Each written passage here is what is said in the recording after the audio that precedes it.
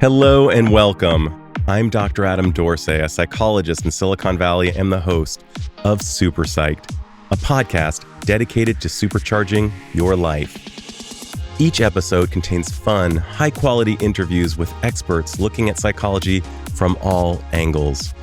Super Psyched is your tool to get more of what you want in your life and less of what you don't. Dating is a topic that shows up frequently in my office, and understandably so. The process can feel fraught with awkwardness, vulnerability, joy, disappointment, and so many other traits that, at times, it can seem overwhelming to the dater. And dating is such an important skill because our love lives tend to be one of the most crucial areas in our entire lives. Yet, despite its importance, there are no classes taught in school on how to do this well. We're kind of expected to just know what to do. Thankfully, there are folks out there like dating expert Sabrina Zohar to help people through the challenging mazes of dating. Sabrina offers a whole package of help for people in the dating world, whether it's her podcast, coaching, or other services. Throughout our interview, I found her to be highly intelligent, wise, energetic, and incredibly fun. So listen in as Sabrina walks us through dating pitfalls and solutions. Sabrina Zohar, welcome to Super Psyched. I am super psyched to be here. So thank you so much, Adam. Can't wait. Let's get into dating and all of just like, it has always been overwhelming, but I think all the more so now. Trends emerge where women say date only men over 6'5". I've been told. I've heard of all kinds of wacky situations and various types of trolling to see, does he have another girlfriend? And does she have another boyfriend? Just ways, there's so much paranoia, there's so much distrust. There is so much influence at unprecedented levels from social media causing social comparison. Let's just get into it. What are the trends as you see it in dating that may make dating today a little bit different than dating, say, 20 years ago? I will say it's so funny because a lot of people ask, oh, dating now is so hard. What makes it so much harder? Okay, I think we could look at this in a very two-sided aspect here because with every positive, there's a negative, right? What comes up must go down. And so I think the pendulum can't swing so severely. It can't be, I want to go back to when we didn't have any technology. It's like, okay, so then you only met people in your proximity. You took what you could get. It was just they're there. Okay, cool. Didn't always mean that you could meet people in different environments and in settings. And then we look and say, well, before the internet, before online dating, before all of this, there was nobody talking about narcissism or avoidance or emotionally unavailable or red flags. There wasn't this kind of content. So then we go to the other side of the coin. Like I personally met my partner on Hinge. I would not have met him if it wasn't for a dating app. So while I understand, it's kind of like casinos. Does the house always win? Of course, it's a business at the end of the day. But when it comes to dating, it's also on us to be better buyers. It's also our accountability and our responsibility for how do we show up? Who do we choose? Who gets our time? And how do we present ourselves, right? It's not our fault if something happens, but it's our responsibility to protect ourselves. Ain't nobody going to do it for us. What I see right now, which kind of breaks my heart, a lot of the trends I'm seeing, and I think you'll understand what I mean in more than just the dating sphere, is things these days is everything is 140 characters or less. Can I chalk it up to a bumper sticker? Is it a fun saying that I could just throw on Instagram? If he wanted to, he would. If they like you, you'll know. If not, you'll be confused. If a guy doesn't text you every day, he doesn't like you. And what I'm seeing a lot of is it's a lot of people, what I really hear the underbelly of a lot of these trends is like, oh, you don't trust yourself. You need to identify with a saying or what other people are saying because you can't differentiate what's happening in your body, what's going on, what you're feeling. So it's easier to go, oh, well, if he wanted to, he would. I don't have to look at myself. I can make it the other person. It's like we have this mix of, I'm so excited in the dating world to see how many people are trying to work on themselves. It fills my heart. But I think a lot of people are using that as a scapegoat. They're using that as an excuse. They're using it as intellectualization. They're not really understanding or comprehending the material. They're going around calling everyone a narcissist and this person's this and this person's this. What I started to see is the trends are what's driving things. And it's really saddening. There was, I don't know, Adam, if you heard about the orange peel theory. I'm curious to hear your thought. My response after, I was like, oh, of course, this is a theory now. And I was like, I'd love to know what makes this a theory. And essentially, it's some TikToker said, if a guy peels your orange for you, that means he takes you seriously in a relationship. You shouldn't have to ask him. He should just do it for you. And so I was like, it's acts of service. That's what you're saying is let me help you. Let me do this for you because it ruins your nails to peel your orange. I'll do it for you. And so how many women were going around, I'm part of the orange peel theory. I'm sorry, where is any kind of backing on this quote unquote theory?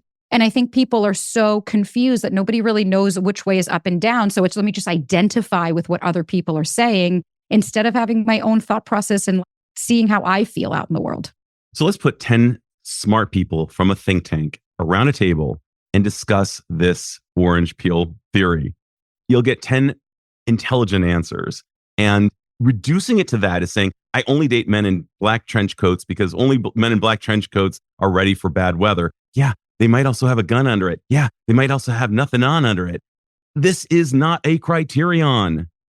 Orange peel theory, if he's peeling your orange, he might actually be a control freak. There are so many possible reads. And if he doesn't, he might think, hey, you know what? She's a grown woman. I peel my own orange. I want her to peel her own, but I will take care of her when she's sick. I will take care of her when she's not able-bodied. So what we've lost is curiosity and nuance. And we've begun to weaponize psychology. Thank you. I love the trench coat example. It's the perfect way to put like exactly that, okay, so this is your criteria, but this person could be a blatant POS. Oh, that's okay, 100%. Right? They're abusive and they're this, but they do this. And my partner said the same thing when I told him about the orange peel theory. He's like, I'm sorry, aren't you an adult? He was like, What do you need? If you need help, can you just ask me for it? And I was like, exactly. Sure. And that's why we have the relationship we have. But I think a lot of it is like, there's not enough critical thinking when it comes to dating. There's not enough of an understanding. And I think what I see is a lot of people, and I'm sure you see this too. I was her. So let me preface when I say it's not me spitting judgment onto people because I was this girl. Black and white thinking is running rampant right now. If it's not this, then it's this. I had a video of a girl saying if he wanted to, he would. And I stitched it saying, this is why you're going to be single for a lot longer than you'd like to be. This is ridiculous. This is not how humans work. And a girl writes saying, your delusional attachment style has been debunked and is very clearly fake. You're making it up. If he wanted to, he would for days. So that's black and white thinking. There's so many problems with what you just threw out, by the way. We could spend an entire episode on that, but keep going. Right. I literally chuckled and I said, oh, this comment's not the delusion, right? It's me. It's the person coming with like studies and stuff to talk about that. But no, please.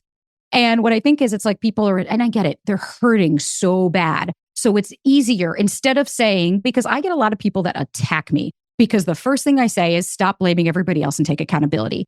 And it's easier to just say, no, it's them. If they wanted to, they would. I can hold on to this because I don't have to take accountability and I can hold on to black and white thinking. I'm good, you're bad. I'm bad, you're good. And it's a lot of this like intense fear. What I hear probably every single day, like clockwork, I am scared to be rejected. That's every day. I'm scared to be rejected. I don't want to be abandoned. And when we start to really unpack that, it's okay, so who's saying that? Like, how old are you when you say, I'm scared of being rejected and abandoned off of a Hinge date that I've known for 2 hours, right? The pinch doesn't match the ouch. It's like, I don't know this person, but yet I'm so terrified they're going to abandon me. And I'm like, are you a 6-year-old left in your home? No, you're a 35-year-old with credit cards. Get in your car and drive off. But I think it's that black and white thinking and that going really back into the amygdala, not really understanding how to regulate your emotions, come back to the present moment, and be able to have an agency and choice in dating that I think a lot of people don't realize. You have a choice. You might not like the choice, but you do have a choice. So there's so many elements I want to talk to you about regarding this. Cognitive rigidity is a sign of pathology. Cognitive flexibility is a sign of well-being. This is across all diagnoses. Being able to think flexibly, better. Thinking rigidly, not so good. Another thought is, and I'm going to get really heady with you, and I'm sure you've heard of this guy, Danny Kahneman out of Princeton, Nobel laureate. He came up with 2 kinds of thinking. System 1 thinking, which is like being able to add 1 + 1. You shouldn't have to think about 1 + 1. If you have to think about 1 + 1, you've got a problem. And you shouldn't have to think about how to get to work. You should be able to do that pretty much automatically. Then there are harder problems, like a bat and a ball together cost $1.10. The bat is $1 more than the ball. How much is the ball? I'm not going to get into it, but believe it or not, everyone says 10 cents and it's wrong. You have to think about these things. And what we've lost is the capacity to do this second kind of thinking. It's called system 2 thinking. And that is knowing when to apply deeper thinking to deeper problems. being reductive and saying the orange peel means everything, it means very little. It means it's one data point. Oh, it's kind of cute. But never has a relationship been completely structured around that one thing that I have ever heard of. It's too many things. In fact, there's a TV show called A Million Little Things. I like that idea. There are a million little things that go into a good friendship, a good marriage. Anyway, so to your point, you and I are on the same page. Holy smokes, let's think about things and know when to use system one thinking and know when to use system two thinking about the harder things.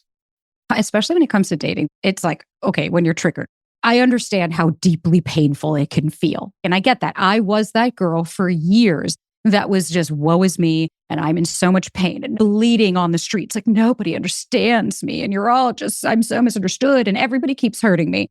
And it wasn't until I started to understand that two conflicting thoughts, that flexible mindset of I can miss this person and I can also know they're not good for me. I can want to eat the candy, but I can also know it's not going to be good for me, right? Like I can hold those two thoughts of somebody doesn't have to text me every day for them to like me, but if somebody doesn't ever contact me, then they probably are not interested in me. Right. It's not for me. That's something that I vacillate between now.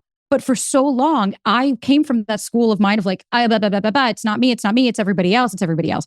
I'll give a quick example. The other day, I had to change the name of my podcast. It was called Do the Work. I got a cease and desist. It had to be now called a different name. Yeah. Oh, I'm so sorry. It sucked. It happened 2 months ago. And all of a sudden it was, you have 2 weeks to change your entire business and like everything you've built. So like I went into complete panic shell of a human mode for like the last 2 months. God. And in the moments, even when I had a mental breakdown, even my partner, he was like, Sab, I understand that this is really scary and upsetting, but he was like, the pinch isn't matching the ouch here. I was having a reaction to this, like couldn't breathe, hyperventilating on the floor, losing my marbles. Now, cognitively, I'm like, I can handle this, right? We're on the other side of it. But my point being is like, in that moment, I could have done what I think a lot of people do is just ruminate and you spiral and you're an idiot and you're a moron. And oh my God, just let the narrative play. And then we get stuck on that loop of see everything's so mean, F that person, screw this person, he hurt me. But what I actually had to do was like take a moment, and this is what people don't do in dating, is I had to stop and say, whoa, wait. What are the sensations in my body that are happening right now? Okay, let's start to explore them. I am sweating. I have heart palpitations. I literally can't breathe. Okay, I'm having a panic attack. My body is dysregulated. Then when I had a little bit of a moment, I started to say, okay, what's the narrative that I'm having? I was attacking myself. Okay, who is that? I was like, that is my father. And this is taking me years to come to this type of thought process, but this is my process. Okay, that's your father. That's not you, Sabrina. You are not calling yourself these names. And then, okay, once I regulate it, Sabrina, what is your choice here? You don't like that choice, and I understand that. But okay, what did I feel? I felt like I was being bullied. I was being attacked. Okay, those are big words. Then I went to, when do you remember feeling this before? When do you remember feeling hopeless? Took me right back to a memory when I was 6 of my father hurting my sister, abusing her. And just saying, oh my God, that's it. My father was Middle Eastern abusive man. What are you going to say? And when I came kind of out of this moment of this like regression meditation I took onto myself, I stopped and I said, you know what? I can tirelessly reparent myself. Sabrina, you're not 6. You're not hopeless. You're not helpless. You've got this. We're going to tackle this. And I am the adult. And now that process is how I got out of it. I kept going and I've been finding myself.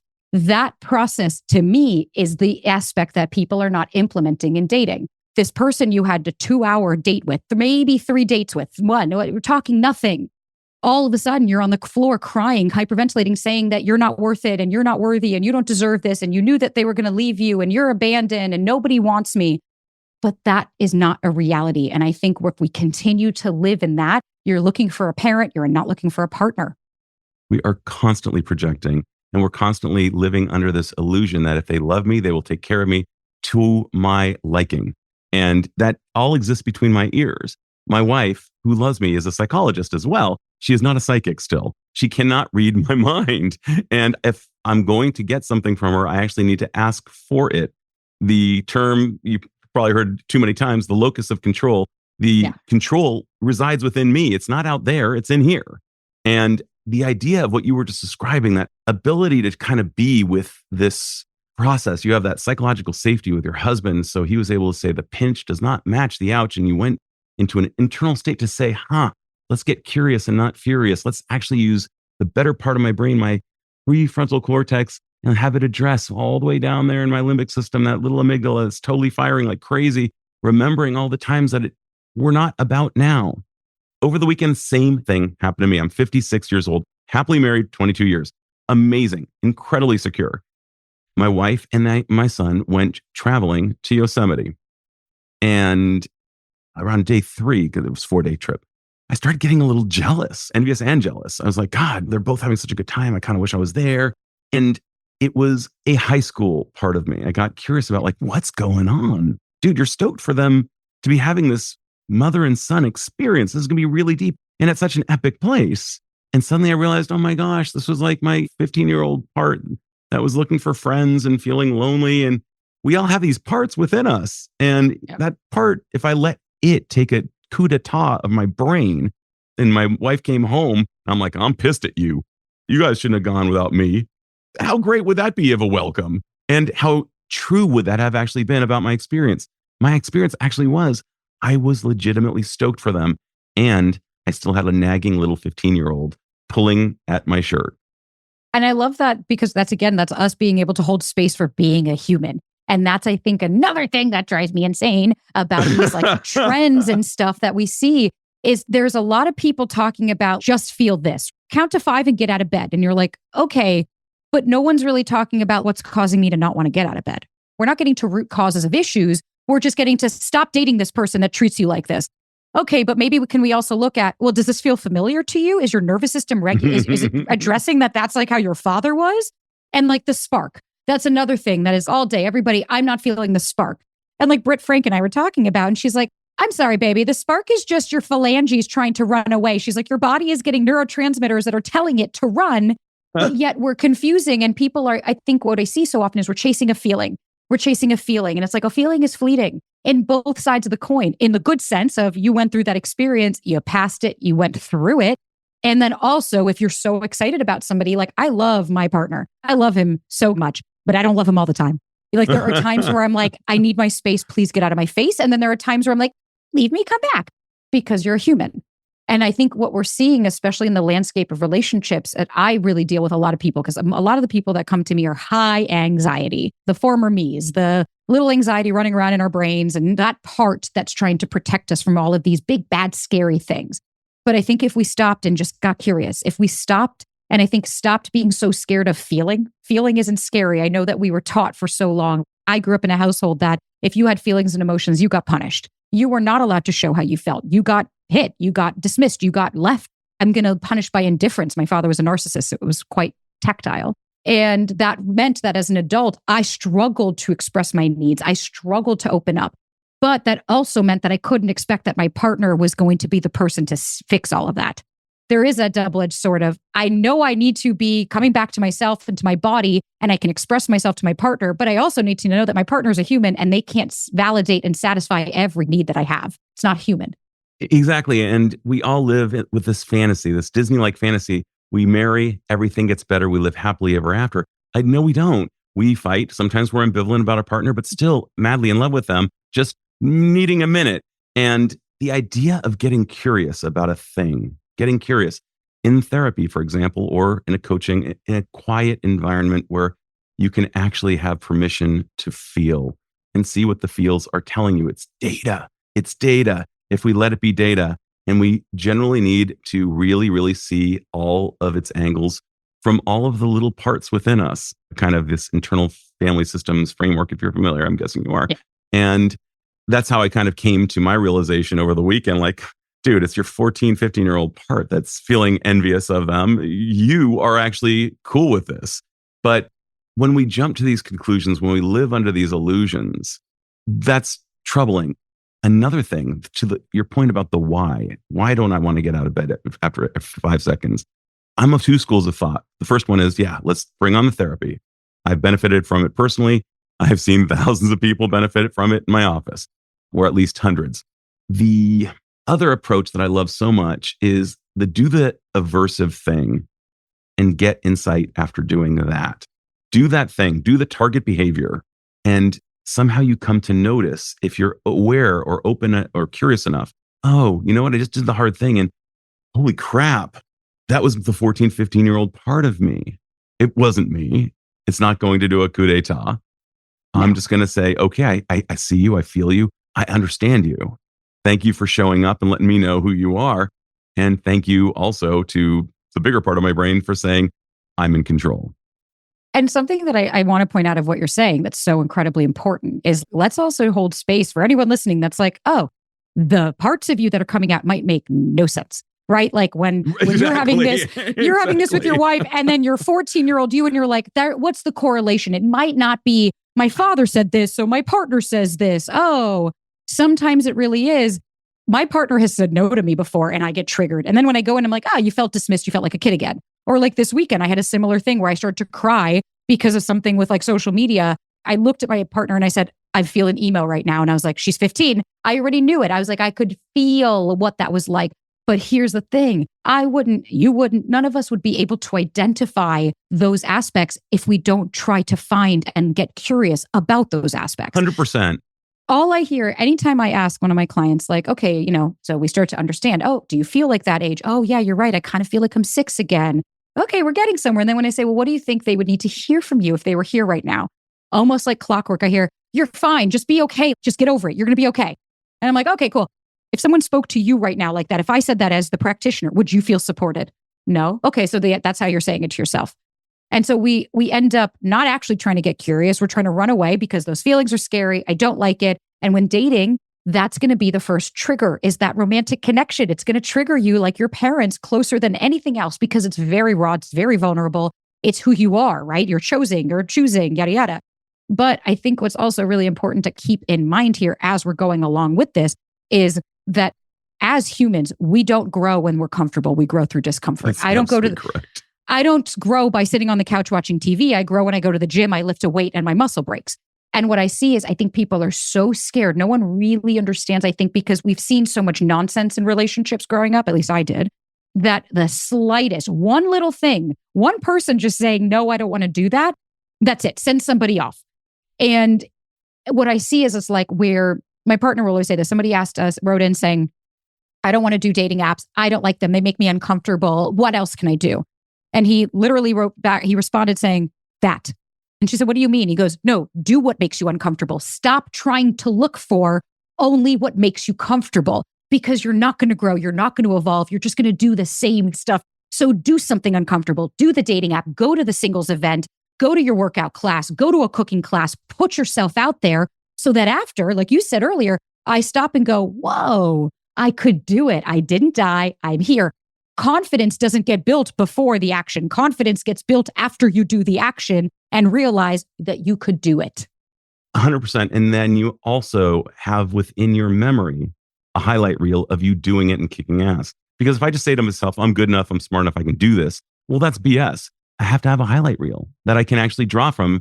And I say, now I'm confident because I actually know I have historical evidence that I can do it. And that's why the Navy SEALs have such a high attrition rate. And that's why making it through the Navy SEALs prepares them for just unreal situations, the hardest of the hardest. Not most of us can do that, but we all are meant to do hard things. Hard 100%. Things will get us there. I also love that axiom, and I'm sure you've heard it, but everything you want is on the other side of fear. Everything you want, bust through it. I wouldn't be here right now if I had let fear stop me. I wouldn't be in the position I'm in, because when you start something, it's so easy when you're in a successful place to go back and be like, oh, well, yeah, I just did it. But when you start it, none of us know. I didn't know a year and a half ago I'd be sitting here right now. How was I supposed to know that this was going to happen? I was scared like anybody else. I was terrified. I was like, I have nothing. I don't have a pot to piss in. I'm in my apartment. I bought a phallic looking mic on Amazon and was like, this was all the money I had. And I was like, let me try putting a podcast out there. And like, it was just pushing through fear. But that's how I met my partner. That's how I did all this stuff, is because for me personally, with my growth journey, and I hope that people can adopt this mindset, I look at the adversity as, great, what can I learn? How can I develop something within myself? I look at the discomfort. I'm not excited about it. Don't get me wrong. I don't like crying every day. But when it happens, I look at it as an opportunity for me to grow into a better version of myself. And I don't look at it as, oh no, I want to make this stop, or woe is me. I'll usually stop. Like the other day, I told my partner, he was sitting next to me and he said, are you okay? I said, no, I'm not. And I just started to cry and I was emo and I went in my feels, and he said, you know what? Let's get you out of the house. And we went for a walk and he let me process and he let me talk for an hour and let it get it out. And I was like, cool. You know what? I learned from that. And I started to go into how did I learn from this? What do I have in my control? And I started to reframe my thoughts in that moment of what I was processing through. I don't look at it as a scary thing. I look at it as, yay, level up. It's time for me to Mario Kart that stuff and get to first place.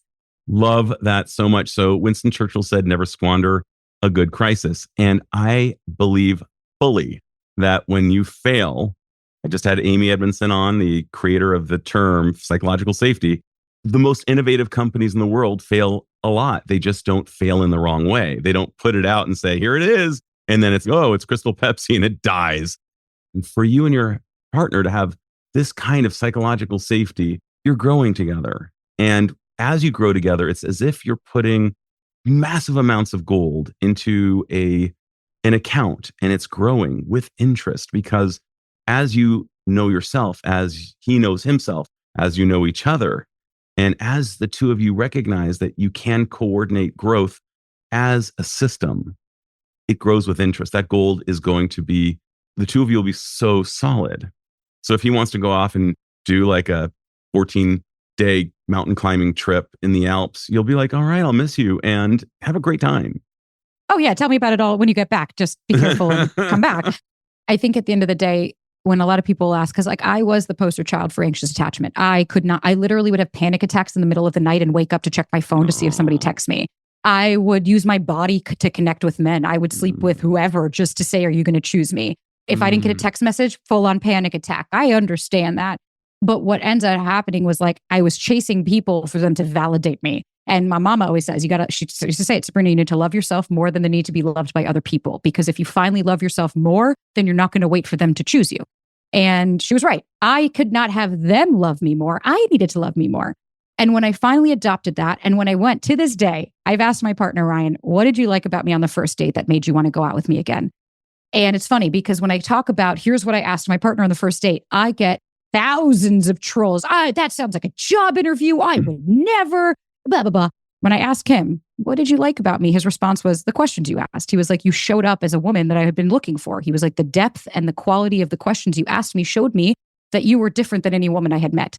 And because the reality is, if you want something different, you need to be something different. And I get it is terrifying to be somebody that is not the norm. All of my life, I had a pixie cut when I was in middle school. Like I was always the different girl. I was always I got all the tattoos. Most of the girls didn't have any. I'm used to going against the grain. But when it came to dating, I was terrified because I didn't want to lose my father, right? You didn't want to lose that caregiver because if I'm not with you, then I'm against you. And when I started to realize, you've just been self-abandoning and you've been waiting for other people to choose you because you hate yourself so much that you can't actually come home to yourself, everything changed for me. And that is, I hope what people can pick up here is please authentically embrace who you are and stop trying to be something for other people, because the right person is going to love all of these things about you, but they won't love it if you don't love those things about you as well. Or if you try to conceal it. Have you heard of soft partnering? Talk to me. What is that?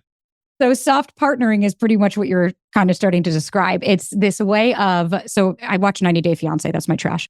And one of the girls, so she told the guy, and his response was very rightfully so confused. And so she explains that because they're early on in dating, they've only been dating for a few months, she's not going to go off on him like she normally would. She's soft partnering him. So instead of blowing up and yelling at him like she wants to, she bites her tongue and goes, okay, babe. So she finally tells him this. She goes, by the way, he said something to her. And she goes, by the way, this isn't how I wanted to respond. And he's like, what are you talking about? And she explains, she says, I've been soft partnering you. And he goes, I'm sorry, what do you mean by that? And she says, well, I haven't really been. And he asked her, he goes, I'm sorry, then who are you? He's like, what version of you am I not seeing? And he started saying, I don't know that I trust you. Like, what do you mean you're not being fully yourself? This is insane. What do you mean soft partnering? I have to hide who I am. If you don't like me as I am, then what's going to change that? Because what? I'm going to convince you otherwise down the road? Amazing. So it's almost like what a predator might do in the ocean, who acts like he's prey, and then suddenly, lo and behold, he bites and kills. That's very scary, actually. This is deceptive. I remember when I started really seriously looking for the one. No more kid stuff. I'm done. I'm actually looking for my one, my person. Several things happened. First of all, I wrote out like my requirements. Like if this is present or not present, it's not happening. I don't care how beautiful, how much we get along, how brilliant she is. It's not happening. And there were some hard line no's. And I need to stick to those because previously I was soft partnering. I made it okay, that she didn't have those traits. But the other thing that's so important here is self-compassion as we go through this. And we talk about this, and I see you nodding really hard. And this is one of the most important technologies, even used by the aforementioned Navy SEALs. They use it because it's faster and better. They get results. And how we talk to ourselves, if we spoke to a friend that way, we would have no friends. We need to learn how to speak to ourselves as if we're talking to a friend. There are two other ways to get there, but I'm not going to get into those. But I'm just going to talk about the way we talk to ourselves. And there's this vulnerable part of ourselves as we're dating. And what we need to hear is some kind, commanding voice saying, it's okay, sweetie. You're going to be okay. Okay. You just got stood up. You're fine. And in fact, and this is not euphemistic, believe me, this is a blessing. It just doesn't feel like one now. And not only is it a blessing, it will be a great story someday. But what are some of your best tips about people wanting to do dating, to find their person, to find either their long-term relationship, their spouse, whomever it might be? There is so much vulnerability in putting yourself out there. I have certain tips that I have. One of them that you kind of relayed, which is first recognize thyself. What do you bring to the table? Value that. Do you value what you bring? Do you accept yourself first and foremost? Because I think at the end of the day, if you can't stop and say, because with the compassion lens, of course, also comes validating. The amount of times I've said to myself, well, Sabrina, given everything you've been through as a kid, it wouldn't surprise me that this would cause you to feel anxious. And you have every right to be upset by this, but I'm also here to be this I'm saying to myself, I'm also here, the adult, to say, I will handle it. You don't need to. There's a way that we can be there for ourselves. Like when my partner and I first started to date, and I think it was something stupid. It wasn't anything major, but I went straight to catastrophize. I had to stop and say, you know what, Sabrina, you have every right. And here's the thing. I will speak to him and the adult me will take care of this. You don't need to deal with this anymore, but thank you for letting me know that there's an issue. Thank you for letting me know that you're scared. And I think when it comes to going out, if you're somebody that's I'm intentional, I want this. Okay, let's have a conversation about that. One, are you comfortable expressing yourself? Do expressing your needs terrify you? Okay, well, then you're probably not going to be able to be in a healthy and secure relationship if you're scared to even tell somebody how you feel.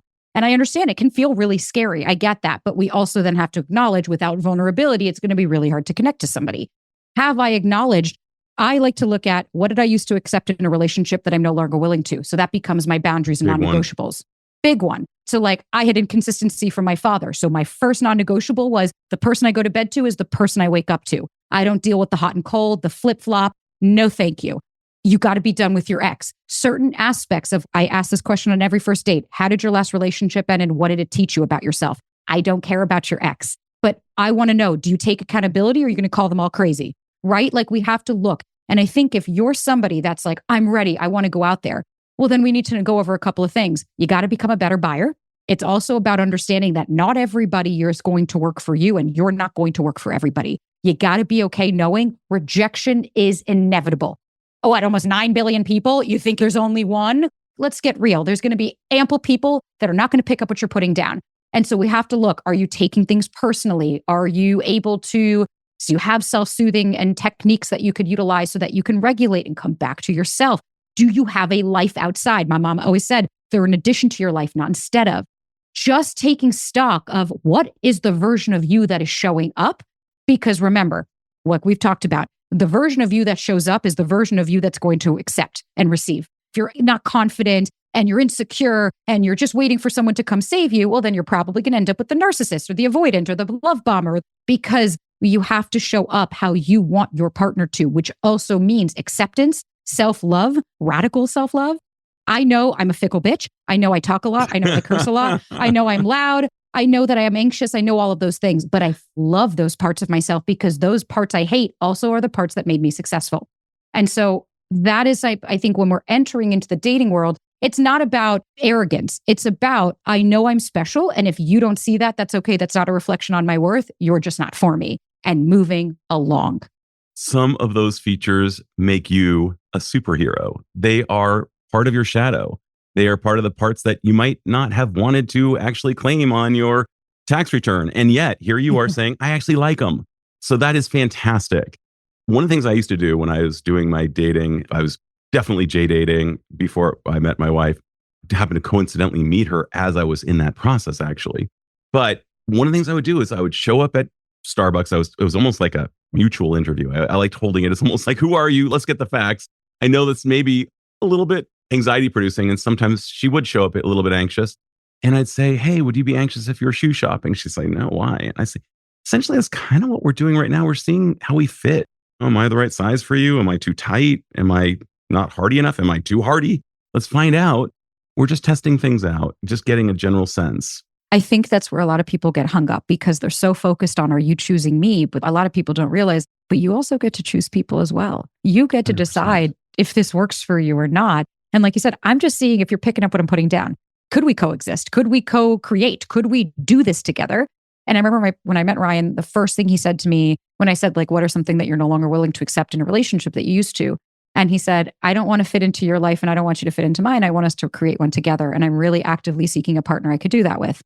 And I remember just, panties dropped. I was like, oh, it's on. Because I was like, you know what that showed me? His emotional availability, his emotional intelligence. He's very avoidant in the sense where like he doesn't want to talk about emotions and feelings. That's his trauma. If I come to him, he's like, all right, I know I need to. He's growth minded. And I think it's really understanding that, yeah, you're going to show up. A big thing for dating for me was make your dates a practical date. If you don't know who these people are and you're meeting them on the internet and you're like, I have 1,000 things going on, great. Then I'm going to go do this anyways. Why don't you meet me? Let's grab a coffee. And if we have a connection, great, we'll do dinner. I'm so tired of this. Like, well, I got my hair done and my nails done and I showed up and he didn't buy me dinner. Well, you didn't do that for him. You did that for yourself. You did that so you felt confident to show up. You could go to coffee and have a hike with this person and see if that works for them. Don't give me this. I have to do that. I showed up on my date with Ryan in leggings and a sports bra, and I still bagged the guy, and now we're getting married. So we need to be an independent thinker and do what actually works for you. If you don't want to be intimate, don't. You want to be intimate, do. Manage your expectations and understand we're adults now. You're not a teenager. You're not a child anymore. So let's start showing up like an adult so that we can have an adult relationship. So you described some of the ways that women on the date may, and we're talking about heteronormative relationships, but how are some of the guys falling on their face and what might they do instead? It's a double-edged sword. I mean, there's so many, right? That's like women as well. There's right. so Just many different. Give me one or two plus their solutions as you see it. I think with a lot of the guys, what I'm sensing is either this scared of losing their independence, so they don't want to let anybody in. And it's a very like, I just haven't found the right one. I haven't found the right one. I haven't found the right one. Oh, yeah. I totally had that one. Sorry. You know. Going. Yeah, for sure. Or the pendulum swings that they're so secure and so trying that it freaks other people out. I have one client and he's just, I love him so much. He's so a human. And he's just very blunt and honest, not in a negative and not in a positive. He's just very like, I had a really great time with you. I'd like to see you again. And the amount of girls that are like, they want the chase and they want the game. And I'm like, but that's just not your person. And so I think with a lot of guys, there's a lot of men too, that I think there's a bit of an identity crisis of like, do you pay? Do you not? Do you kiss them? Do you not? Do I do this? I don't want to get canceled. Does she want me to pay for her? Does she not? Do I text her? Do I not? Do I say good morning? Do I not? No one knows what they're doing because there's no rule book. So I think on both sides, there's a lot of confusion and I get it because it is very confusing. And I think it's just being comfortable with the awkward and just leaning into it and saying, you know what, Tina Fey did it the entire time in 30 Rock. I'm going to do it on this day too. It'll be fine. Is there anything I should have asked but haven't asked yet? No, I was going to say the only thing, it's not necessarily asking, it's more so moi. I didn't offer it. That I think is really killing relationships and like really harming us right now is the over excitement, let's say, on the texting and the digital component of the relationship. I don't live under a rock. I understand that texting is part of a relationship. But I'm talking that if they don't text me every day, I break up with them mentality of like, you have to do this. And I think it's creating a false sense of intimacy and it's creating these false expectations. You're projecting onto this person. You're creating a narrative. You're creating a voice. Like it's a whole hullabaloo and nonsense. So again, one big tip I have is please cut the digital as much as you can and focus on in person. If you cannot see this person in person because they're so busy, well, then I would highly suggest you not date that person. I agree wholeheartedly. My goodness. Yeah, no, not available here for dating. Definitely won't be available in the relationship. Please. All right. Final question. If you had the magical power to confer upon all humanity one insider skill that would dramatically improve the lives of the individual and perhaps society at large, since we're all connected, what would that insider skill be? And how do you imagine it would impact the individual as well as possibly society at large? What I wish is that the work I do with my inner child would actually allow her to know that she genuinely is safe. Because as somebody with very severe, real deep trauma in my childhood, like a lot of abuse for many years, not thinking that that impacted us, and it did, I wake up every single day anxious. I wake up every single day looking for object permanence. I wake up every day wondering when I'm going to lose everything, because that was every day of my life. And I wish nothing more. If that means having more self-compassion or an authentic way, I wish that I could take a laser in my heart and hug her so deep to where she could finally breathe and allow herself to enjoy the life that we've lived. Because I think if I could harness that power, and I'm working on that every day, that I think it would be able to help the world. Because if I could actually learn how to feel safe and secure within my body authentically, then I could radiate a different energy and I could help people in a different way. Amen. Beautiful. I think so many people could relate to that in their own version. I can see why you're such a hit. Thanks, Adam. This has been unbelievably fun. And I just want to wish you all the best as you do what you do out in the world, which I believe is going to help people and people beyond those people, because they'll hear it from the people and it'll be going third hand, fourth hand. This is really important work that you're doing. Amazing is all I got to say. Thank you. I'm so excited. And thank you to everybody even for listening. Like, we love having you part of the family. And please know that everything we say is with so much love and so much compassion, but also because you deserve the world and you deserve to have love. So I know that, Adam, I want to speak for both of us. You have full license. Go for it. We want that for you both. We want this. Thank you for having me on, and thank you for allowing me to also share some of my random stuff with everybody else. So not random, so on point. Thank you. This is Dr. Adam Dorsey thanking you for listening to Super Psyched. If you know anyone who might like it or who might benefit from listening, share it. And if you like the episode, please hit subscribe.